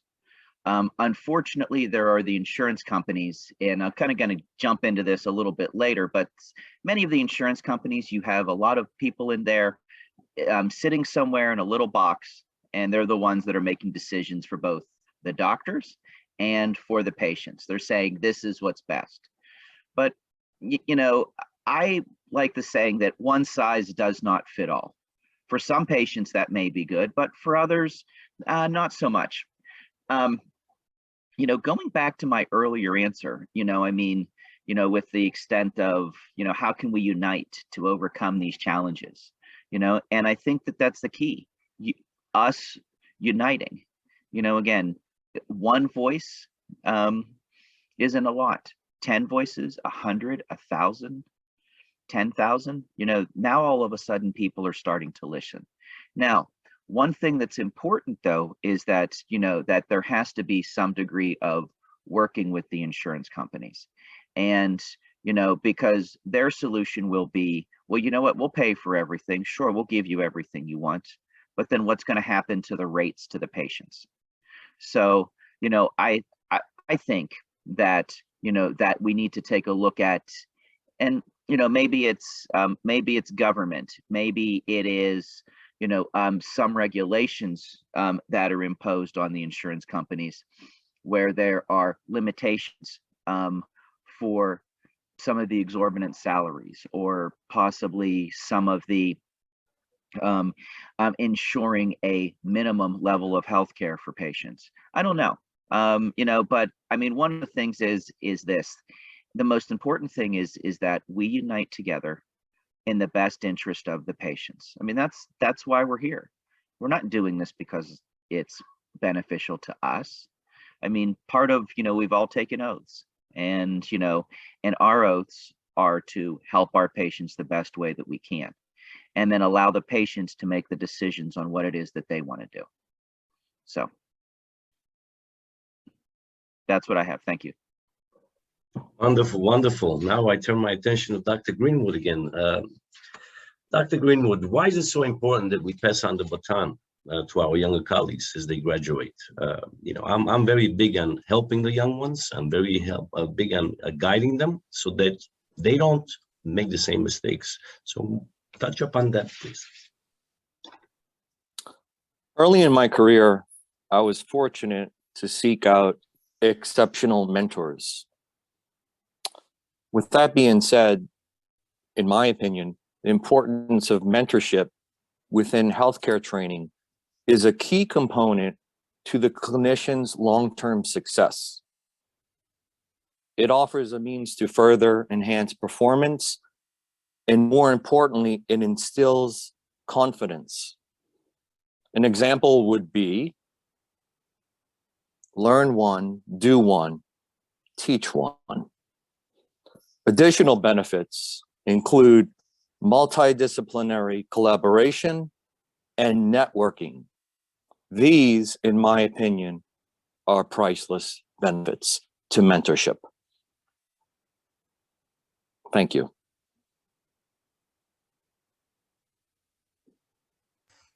Excellent. Thank you for that response. Yes, in order to create a sustainable system, it has to be a perpetual thing between doctors, devoid of third-party influence. If they want to have an opinion, I strongly urge them to go to a professional school and obtain a doctorate degree. So We are going to start our summary round. Please finalize your answers and summary of what you've just heard and proposals that you may have. We will start with Dr. Demiraki. And in a world of globalization, where we gain all of our equipment, supplies, education from without borders, essentially, how have these accreditation bodies, local accreditation bodies that set rules for medicine and healthcare? Medicine and healthcare doesn't change; it's the same. There's only one way of, one right way of practicing. How have they become less effective, and why do they need oversight? Please respond. Dr. Shah, I really agree. The accreditation bodies are created from the governments and are regulated by them. And this means that in order for them to be recognized worldwide, they need to have a mutual agreement between one another. So even two states, let them say 200 states that are around the world, which means they need the structure, unified curricula, which does it really help to something? Is it easy, necessary? What are the criteria and the rationale of this? Chances are that the wealthier states make it more difficult for guys to practice medicine than an outsider. Why is that? I can really think that finance is involved, nothing else, because they put obstacles to make it more difficult to enter into this system. Does this mean a foreign doctor is not qualified enough? So is a surgeon in America more qualified than me for my techniques, for example? These are some questions that I want to pose to you, and they are rhetorical questions because most of them, you know, I can answer directly. And for instance, do you know how many countries you are allowed to work with a US diploma or whatever diploma you have? Do you even know that between states in the US, you have differences for the doctors to be allowed to work? Is it so? This has brought to the point that many countries are now importing doctors. You know, many of these wealthy, so to say, countries, Germany, Canada, are examples that I can say directly. Local accreditation bodies have turned into these regulations into a business. They should have no reason to be. And there is no reason to be a different licensing requirements for in the same country. Medicine and healthcare delivery does not change. It is totally absurd the way it is done. We need a global system of accreditation run by doctors, and not this ridiculous jurisdiction by jurisdiction system that causes just harm. So we know primum non nocere. So first we do no harm. So this is the way I see it, and we should work together to take our destiny in hand. Thanks. All right, Dr. Jerry. So getting back to our little closing comments here and towards the end, young colleagues, you know, they get the diploma, they graduate, they have their degree, they're trained to do X, Y, and Z. How can we help them take that to the next step and learn everything else? Well, it's simple. The Doctor of Business Administration with an emphasis in healthcare. This is the DHB. This is a huge step forward in training physicians or doctors in general to be more business minded. When I was in training, just a quick anecdote, I was working with one of the specialists who ran his practice like a well-oiled machine and very business focused, was a good doctor. And I remember asking him one day, you know, when I was witnessing what was going on and the way his staff was operating, and I asked him, hey, what's, you know, how does he do this and why? And he told me, he said, you have to remember, you could be the smartest doctor in the room, but if you do not know how to manage practice, you will never be successful. And that's something I took to heart. And even though we tried to get that training and education throughout residency, it was never there. So I think this program, you know, which is born out of the GSI, the Global Summits Institute, I think it's a huge step forward for all doctors who are wanting to take themselves and their practice to the next level to take part in. I mean, it's pretty much a 91-week program, 4-week modules at a time. You do your thesis and your defense of it. And through this program, you will learn all the different aspects of running a successful practice, whether it be on the finance side, managing debt, dealing with HR issues, to the more 21st century stuff, which is like social media and marketing.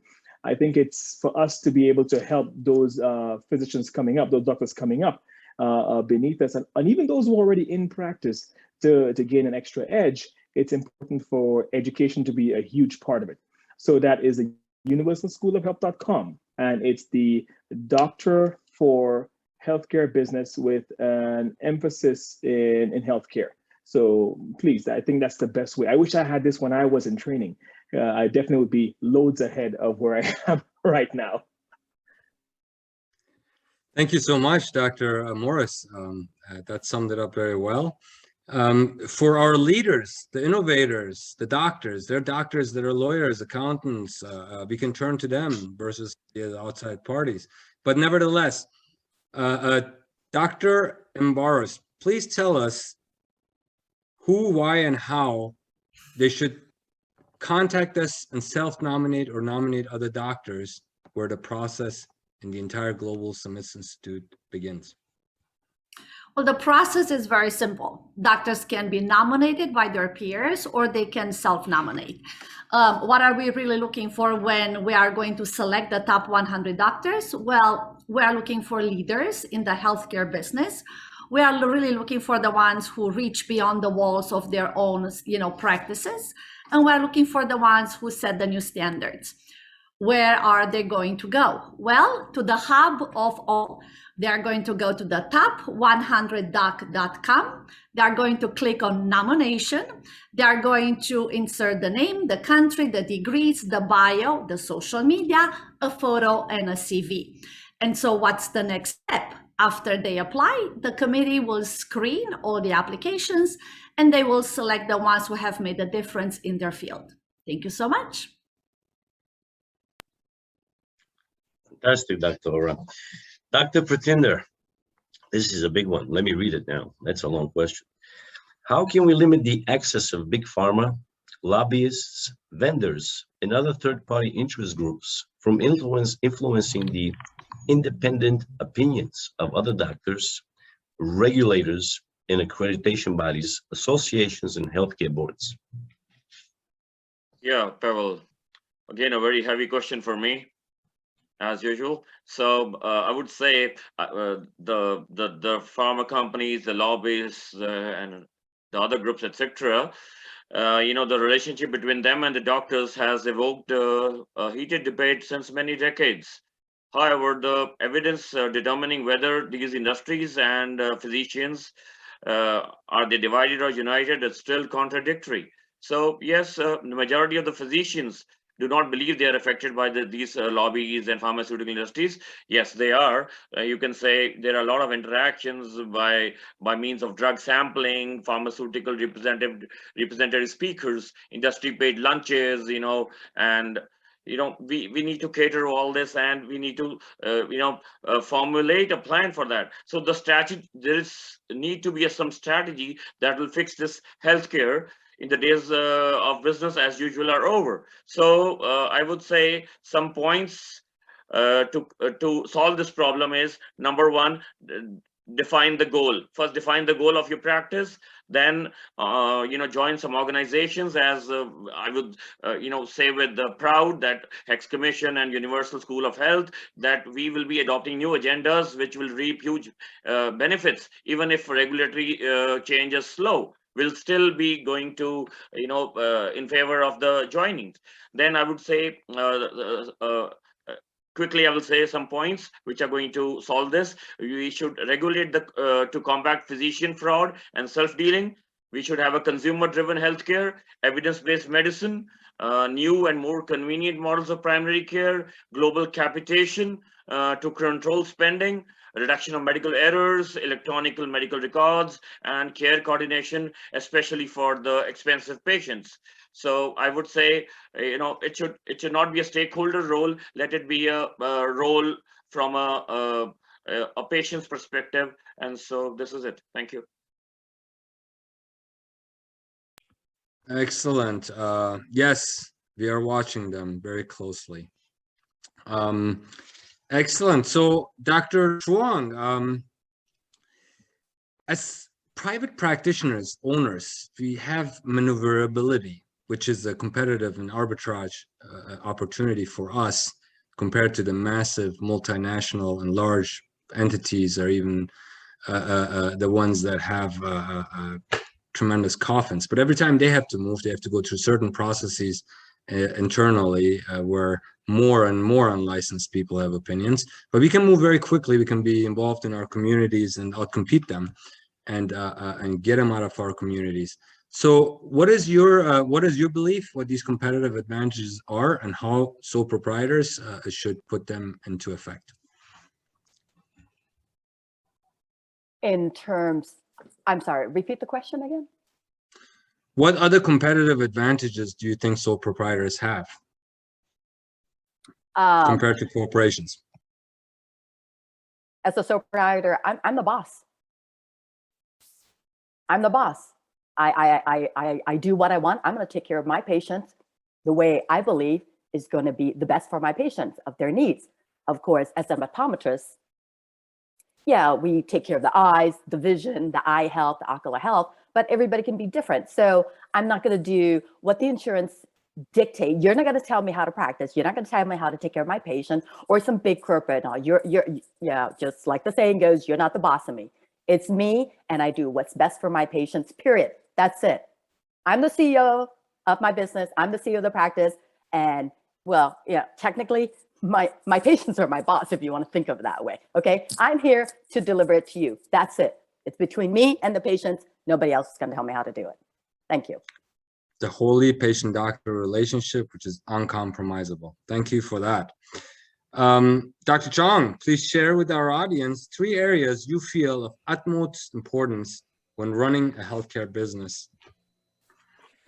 Well, I've been in practice for 35 years. This is my 35th year of practice. So to practitioners of all ages, I would say the top 3 best practice management tips, if you will, are, first of all, start with your own mindset. You've got to be clear on your personal and professional intentions.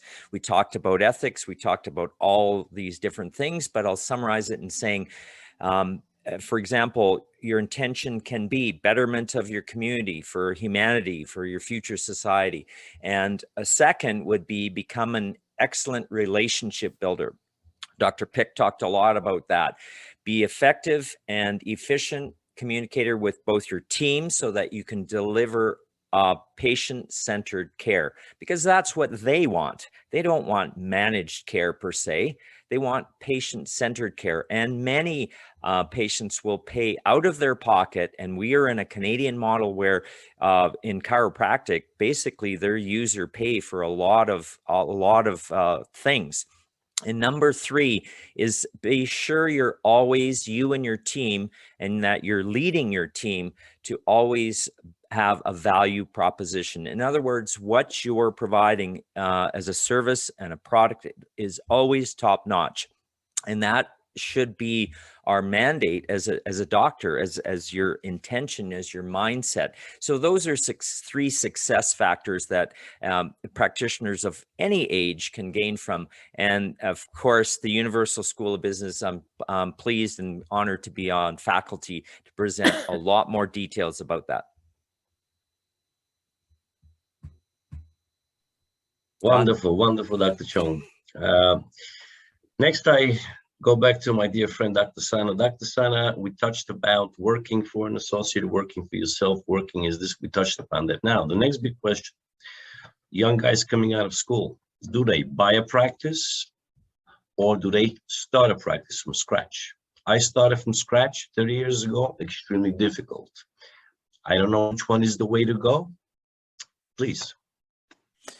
Well, thank you. And, you know, the days that I think we all experienced when you could come out and put up a shingle and kind of like the movie Field of Dreams, you know, I'm going to build it and they'll come. It's not so easy to do today. And I really think that new practitioners, new grads should take advantage of the trends of healthcare right now, which are consolidation, which are collaboration, and look to see where they can be a part of a multidisciplinary practice, where they can be a part of delivering a unique service to their community.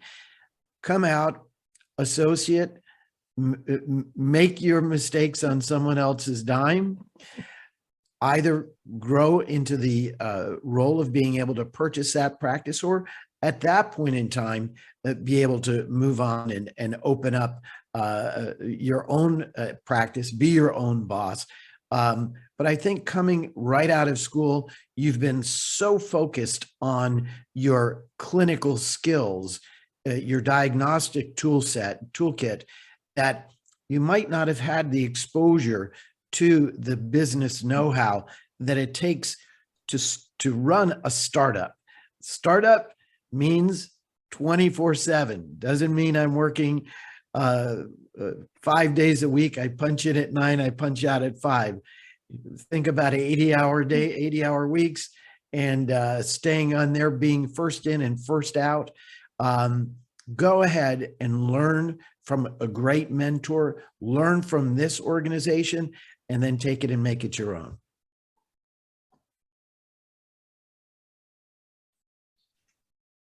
Excellent. Lovely question there. So getting back to the Universal School of Health, what is the expected investment and return of investment, and including also our scholarship opportunities for those that we wish to recruit? Dr. Latron. Well, you know, whenever we talk about investment, I want to say the investment is not just financial. The investment is the investment in time. The investment is the investment in effort, in our brain cells, right? And sometimes we sacrifice, we invest our focus, let's say, on business, and then sometimes we forget the family, or we put the family aside, or we put certain relationships aside. So whenever people ask me about investment, I look at the total investment. It's just not a dollar sign. It's everything that you want to put in and what do you want to get out of it. The ROI for the program is multiples. I can tell you that, because if you think about it, if you can learn from a program and, let's say, get 1 new patient or 2 new patients a month, or maybe you're going to save yourself from a staff leaving you unexpectedly because maybe you didn't train your team well, or maybe you have some embezzlement issue. People hate to talk about that, but these are things that, as a new practitioner, and I applaud everybody who came out and opened from scratch, that's very brave. Takes a lot of work. I don't know about the 80 hours a day. Last time I checked, there were only 24 hours. But anyway, it's going to take a lot from you. So the investment for the program is something that we will discuss with the doctor when they submit an application. And they can also submit the application to apply for scholarship. We cover a big part of the tuition. I can guarantee you that the ROI is multiples, that, you know, whatever you learn in one session, you can immediately apply the next day. And we guarantee you growth, not just personal growth, business growth, and a lot of happiness, because you're going to become a well-rounded individual. You know how to do clinical work, you know how to run business, and you can be on top of the world, you know, being the achiever in your industry. So yeah, you know, just go to Universal School of Health, submit your application, and click on the check mark that you want to talk about scholarship, and we will reach out to you. Like I said, the ROI is guaranteed. That was very nice, Dr. Latron. Dr. Pick, another big one for you. So as solo practitioners, we, or in small groups that some of us practice in, we tend to know our patients on a personal level.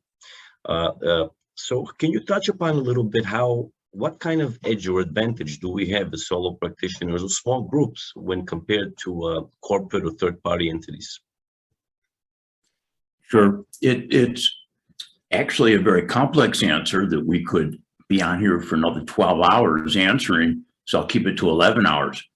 But we've had the word relationship come up 4,000 times here already, and great minds think alike. And with the question, there's so many answers to this, but something else I thought of: local communities, third parties, in a very different way. As an example, when you have a relationship, when you are the purple cow, when you stand out. As an example, it doesn't matter whether they're doing a surgery, seating a veneer, you've given a shot, scaling, root planing. We not only call the patient that night, the next day we send them a video check. As an example, near my practice is a music store. The owner was blown away with the video check. She now, when someone buys an instrument, they send a video check next day, but we were blown away the other day in their store, which is a huge store. They put us in the store. If you need dental care, please see this dude. And so when you separate yourself from the competition, when you know your why, relationship, you can eliminate third parties, if you will, because sticking together, and this is just awesome because it's time that we need to do this. And, being on staff at Northwestern, I never thought I would see that physicians, pharmacists, they want them part of the hospital system so they can control it, if you will, rather than private practice where you do what you want to do. So many answers to this. You get the idea.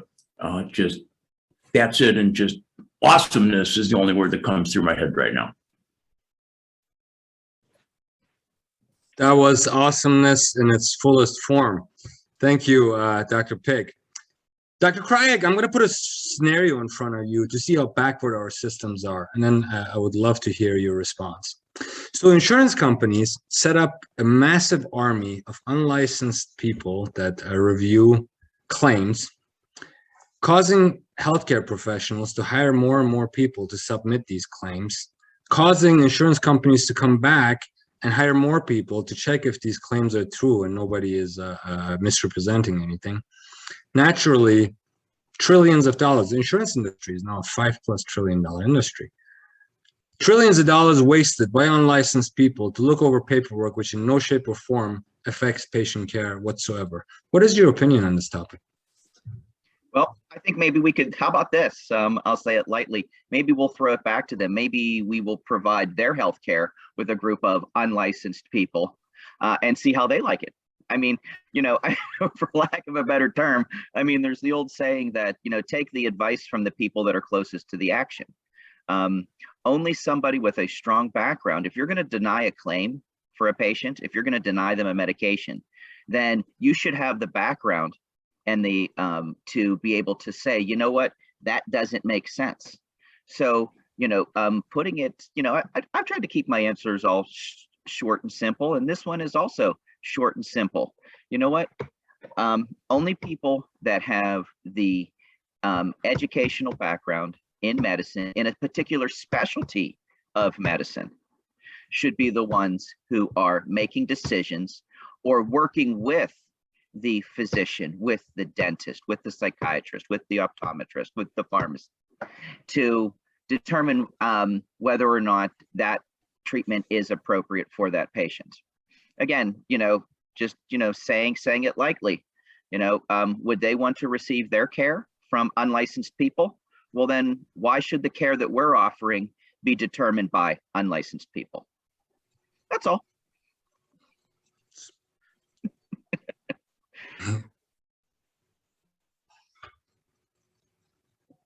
That's a strong point. Dr. Pablo, we got you on mute. Yeah, no, I just unmuted myself. Thank you, Dr. Shah. Okay, for the last question, I'd like to turn to Dr. Greenwood once again. Dr. Greenwood, lobbyists and companies often pay doctors to promote their products.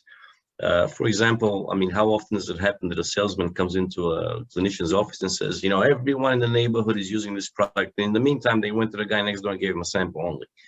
And this, I didn't make this up. Dr. Trevor Bavard, that I used to teach with for many years, God rest his soul, at NYU, we taught together. He was the the head honcho in the implant program, he used to say this, So how do we prevent companies from giving us false information?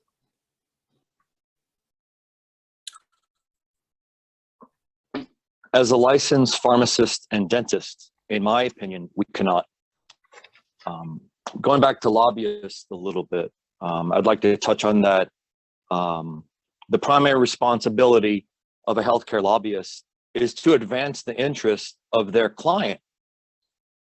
Who that client is will have an enormous impact on the actual objective and or the agenda.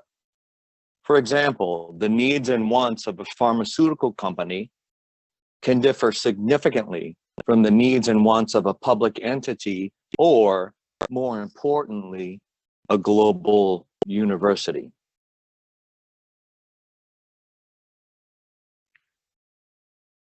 Thank you. Excellent, excellent. Great point. Comes back to the concept of fiduciary duty. So we have concluded the discovery phase of the problems we face. Some calls of actions have been made. We will shift our focus at this time to the inauguration of 300 new doctors coming in to the doctor-to-doctor movement as leaders and innovators and global partners of ours. We're gonna go ahead and share our screen and begin this process. Everybody can see my screen now. On behalf of the regions, the chairs, the Hex commissioners, as well as our colleagues and doctors from across the world, we welcome the 300 new incoming class, the first interdisciplinary cohort of the world's top doctors who have contributed to the betterment of the industry and who we look forward to collaborating with as we grow the Universal School of Health, the agenda of the Hex Commission, the seal, the Hippocratic seal of accreditation, and all of our other endeavors.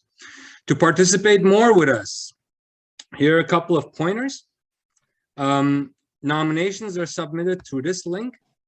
Anyone can, any doctor can submit a nomination on behalf of themselves or another doctor if they have their information. We need this information to produce the different materials that are needed for podinars and other things.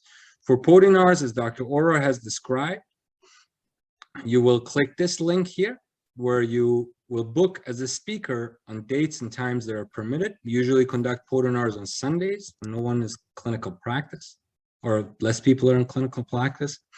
And you will have the dates that are open that you can click, which are partially booked or fully booked. For next year, they're already all available, the slots there. In terms of magazine, I urge you guys to write with us. The 2021 edition was a wonderful, wonderful success. And the 22 edition will be led by Dr. Orr. And we have begun receiving articles, which is wonderful. If you are a company and you are organization of any kind, accreditation body, university, if you want our colleagues to know that you're in line and you are working for the best interest of patients and doctors, come and get your Hippocratic seal of acceptance. Then they will realize that you are part of this operation, that you are monitored, that we are in agreement with you and what you're doing when it comes to Hippocratic principles, Hippocratic governance, and autonomy for doctors and patients. The Universal School of Health starts here with the program of the DBA, Doctor of Business Administration. You can go online and learn more about it under this link and what the program constitutes, how you can do it while you are in clinical practice, which I did my MBA that way, on weekends and at nights.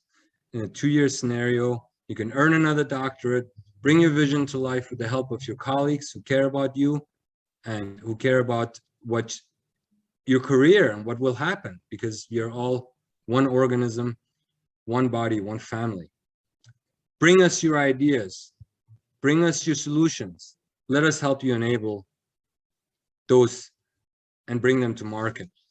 For the new incoming class, you can see your assets and under the top 100 doc or in the Global Summit's Facebook page. We encourage you to look at your promos. Your certificates can be found here. Your press release and the collage, those items. You're more than welcome to share that with family and friends. Welcome to our grand family of doctors, and let's write history together. With that said, I'll pass the baton to Dr. Krastev to close the meeting. Thank you so much, Keanu. Ladies and gentlemen, I certainly hope and we hope that you have enjoyed this wonderful day. Commissioners, thank you so much for your participation. On behalf of the Global Summit Organization, myself, Dr. Shah, and all the commissioners and everyone, I'd like to congratulate the top 100 doctors. You guys are awesome. As Dr. Bob likes to say, purple cow, wow, kind of awesome. And we thank you for taking time in your busy schedules to share with our audience your invaluable knowledge. And I hope everyone will have wonderful holidays. Be safe. Merry Christmas, Happy New Year, whatever you celebrate. Well, we congratulate you, and we look forward to another very successful year next year. And once again, special thanks to our audience. Take care.